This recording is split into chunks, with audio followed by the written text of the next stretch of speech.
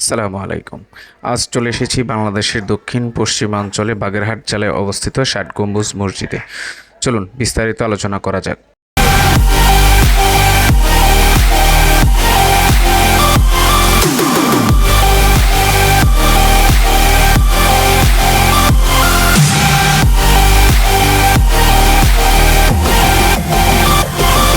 বাংলাদেশের দক্ষিণ পশ্চিমাঞ্চলে অবস্থিত বাগেরহাট শহরের গৌরব ষাট গম্বুজ মসজিদ।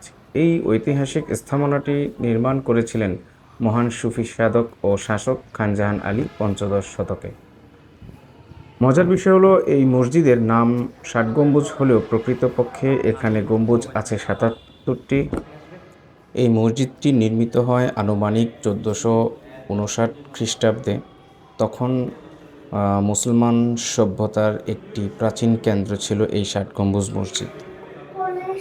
মসজিদের দেয়ালে কোনো লোহা ব্যবহার করা হয়নি, ইট, সিমেন্ট এবং সরকি ব্যবহার করা হয়েছে এই মসজিদে।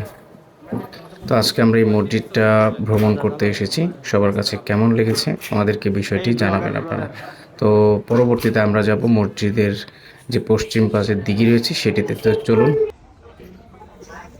এটা হচ্ছে মসজিদের পশ্চিম পাশে ঘোড়ার দিঘি। এই দিঘির নাম হচ্ছে ঘোড়ার দিঘি। এই দিঘিতে সৈন্য এবং ঘোড়ার পানির ব্যবস্থা ছিল। তো আজ এ পর্যন্তই। ভিডিওটি ভালো লাগলে সাবস্ক্রাইব করবেন এবং শেয়ার করবেন। ধন্যবাদ সবাইকে। আসসালামু আলাইকুম ওয়া রাহমাতুল্লাহি ওয়া বারাকাতুহু।